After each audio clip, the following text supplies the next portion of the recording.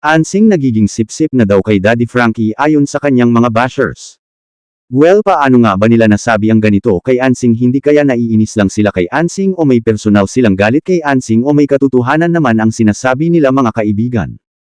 At yan ang ating pag-uusapan sa video na ito mga kaibigan, pero bago yan. Paalala sa lahat po ng nakakapanood ng video na ito.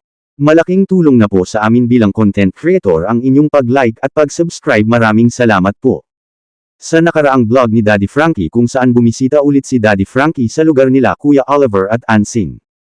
Marami ang nakapansin sa ipinakitang pag-uugali ni Ansing kung saan tila ba nagbago ang ihip ng hangin dahil itong si Ansing ay parang nagiging mabait na kapag kausap si Daddy Frankie. Kaya naman samot-saring reaksyon na naman ang lumabas sa comment section mula sa mga bashers ni Ansing. Sabi ng iba hindi raw kapanipaniwala yung pagiging mabait ni Ansing kay Daddy Frankie ngayon. Sabi naman ng iba mukhang nagiging sip-sip si Ansing kay Daddy Frankie nitong mga nakaraang araw. May mga nagsasabi rin na bumati daw si Ansing dahil nakatanggap ito ng pera sa sponsor kaya niya ito ginagawa ngayon para napansin daw ulit ng mga sponsor. Ay mga nainis sa akin, inaanok pa sila. Bakit inaagrabyado pa sila? Nasasaktan sila? Sa totoo lang medyo masasakit at medyo matindi talaga yung mga akusasyon ng ilan mga viewers kay Ansing, pero narito naman ang aking reaksyon kaugnay dito. Paunawa, wala po tayong pinapanigan dito at ito po ay personal ko lang na komento regarding sa usapin na ito mga kaibigan. Sa totoo lang mga kaibigan, medyo nakakapanibago rin naman talaga ang naging kilos at pakikitungo ni Ansing ngayon kumpara sa mga nauna nating napanood.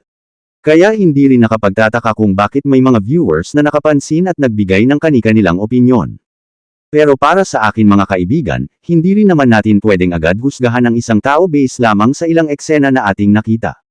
Posible rin namang nagbago na talaga ang kanyang pag-uugali, o baka naman may mga bagay siyang na-realize kaya mas maayos na ang kanyang pakikitungo ngayon. Kung totoo mang nagbago si Ansing, wala naman sigurong masama roon dahil ang pagbabago ay isang bagay na pwedeng mangyari sa kahit sino. At kung hindi man yun ang dahilan, mas mabuti pa rin siguro na hintayin natin ang mga susunod na pangyayari kaysa agad tayong magbigay ng mabibigat na akusasyon. Kaya para sa akin, mas mabuting maging patas tayo sa pagtingin sa sitwasyong ito.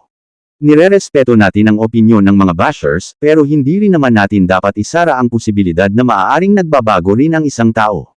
Sa huli, panahon pa rin ang makakapagsabi kung ang mga ipinapakita ni Ansing ngayon ay tunay na pagbabago o bahagi lamang ng sitwasyon.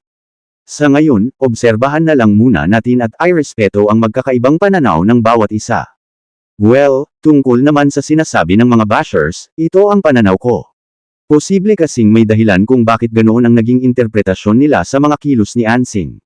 Dahil kung ikukumpara nga naman sa mga nauna nating napanood, may mga pagkakataong mapapansin na mas magaan at mas maayos na ang pakikitungo niya kay Daddy Frankie. Kaya natural lang din na may ilan na magtanong o mag-isip kung ano ang dahilan ng pagbabagong iyon. Pero sa kabilang banda, hindi rin naman sapat ang mga nakita natin sa iilang eksena para agad nating sabihing nagpapasipsip na siya o may ibang motibo sa kanyang ginagawa. Tandaan natin na bilang mga manunood, limitado lamang ang nakikita natin sa mga vlog, at hindi natin alam ang buong kwento sa likod ng kamera. Kaya para sa akin, mas mabuting huwag muna tayong maging padalos-dalos sa pagbibigay ng conclusion. Kung may pagbabago man talaga sa ugali ni Ansing, positibo iyon. At kung sakaling iba naman ang dahilan, darating din ang panahon na kusang lilito ang katotohanan. Sa ngayon, mas makabubuting maging patas tayo at huwag agad maniwala o manghusga batay lamang sa mga haka-haka. Kayo mga kaibigan, ano ang inyong opinyon tungkol dito? Sa tingin ba ninyo ay tunay na nagbago si Ansing, o may iba pa kayong nakikitang dahilan?